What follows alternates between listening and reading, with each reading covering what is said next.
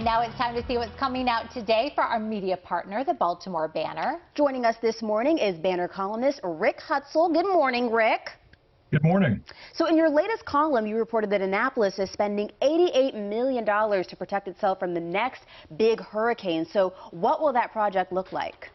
So you may have noticed there was a storm over the weekend, and it pushed about 2 to 3 feet up into Annapolis, up the bay, up into Annapolis. And that's, a startling thing when you see water in the streets, and, the statue of Alex Haley there at City Dock there's water up to his shoes. But 20 years ago this month was Isabel, and that pushed 7.5 feet up into Annapolis. And so this project is in response to that. It would create storm surge barriers that would pop up or flip up and keep the water from flooding downtown Annapolis, where the historic homes are.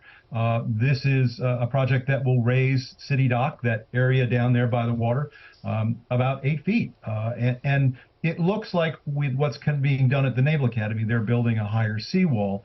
It will protect those irreplaceable cultural assets of the buildings in historic Annapolis from being destroyed.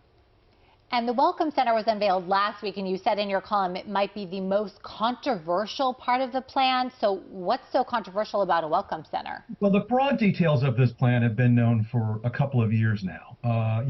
As the details have been filled in, the price has risen from about $60 million to about $88 million.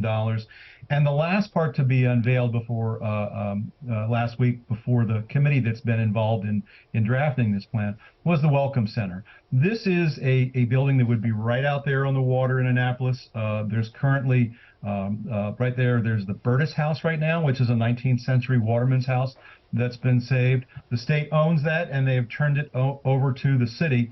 The city has incorporated that into this Welcome Center, which is a very modern-looking building. It has twin gables. It stretches 32 feet above the ground level. The ground is going to be raised, so it's going to be a pretty tall building. And there is concern that the way the Burtis House is being used and the Welcome Center don't fit within the fabric of historic Annapolis. Annapolis is one of those places where things change just very slowly, and this is a very dramatic